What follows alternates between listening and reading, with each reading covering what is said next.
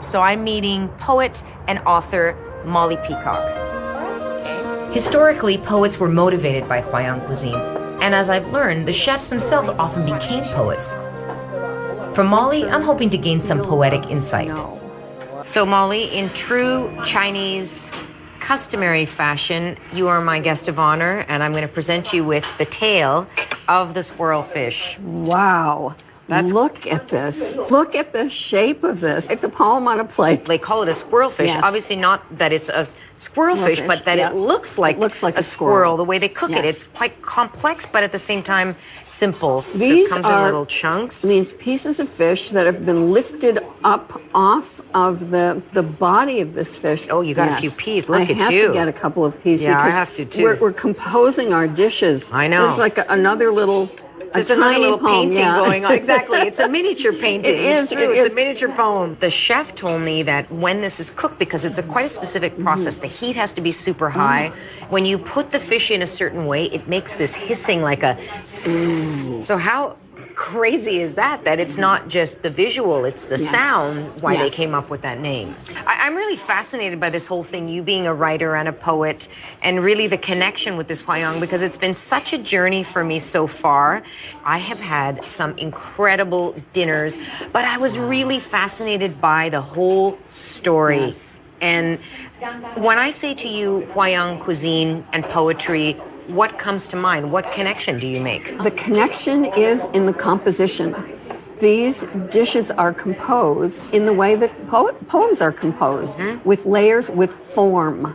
And Chinese poetry, especially ancient poetry, is all about form. And this fish in the shape of a squirrel has that quality. Do you think the poem comes first, or the actual dish? I think to separate a story and then say, okay, I'm going to cook this story, I think they're simultaneous. It's like trying to separate form and content. It comes out of your body and your mind at the same time. So it's form and content at the same time. We do it in our heads because we have to talk about it. But when you're doing it, I think your intuition is taking over. It's good, isn't it? So it is interesting how one dish can really sort of exemplify a cuisine. It is a painting. I mean, to have the inspiration of these peas, these little pops of green on top of the fish, there are poets associated with this cuisine. And the most famous one is Su Dong Po. And he was definitely a foodie. He was cooking this pork, and he was interrupted by a friend who came over and said, come and play a game of Go with me. So he turns from the stove to play the game. He leaves the pork on very low. He gets so engrossed in the game that he realized, when he comes back to the pork, he realized it's been cooking for a long, long time. In this process, has invented the slow cooking of this dish. This amazing dish. Wow, that's good. You know, sometimes things are accidental. A lot of great things in the culinary world are accidental. Well, I mean, one of the things that happens when you create a poem is you're kind of making a surprise you don't know. But I've had this slow cooked pork twice. The second time I had it, I mean, I think I said 5 times while I was eating it, this is the best pork I've ever eaten. It was so good. It really kind of hit home how incredibly linked the story and the poetry. Everything comes with lore, with form. The thing is that a dish like this squirrel fish, this is a fish that's like a squirrel. Yes. And poetry is always comparing things. Like, this is like that. Yes. This food, though, it celebrates the image of what our living is like. And we have this joy in the moment. Yes. Knowing that it's going to vanish and just leave a trace on the plate.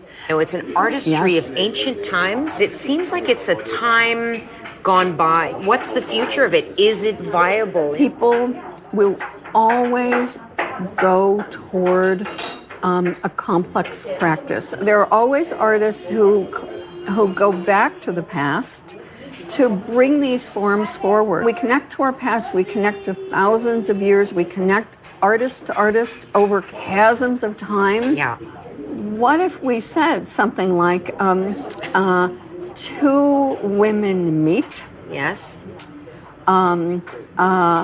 Over a squirrel fish. Yes. Red, punctuated with peas, their chopsticks clicking. There's the I poem. love it. There's a I poem. made it. I love that. I've never. I was just like, wow, are we making a poem Yep, right yep, in the here, moment? right here. We just did it. Wow, I love it. And now I have to say, the Chinese poet said, write 1,000 poems, keep one. And I don't know whether this would be the one that we keep. I love it. It sounds like recipes. Right. Make 1,000 That's recipes, right. keep one. Yeah. My future is most certainly not in writing poetry, but when it comes to my discovery of Huayang cuisine, I think Molly hit the nail right on the head. People are drawn to connect to a complex practice. Through Huayang cuisine, I've felt myself pulled into this ancient artistry, delicate, elaborate, and sophisticated.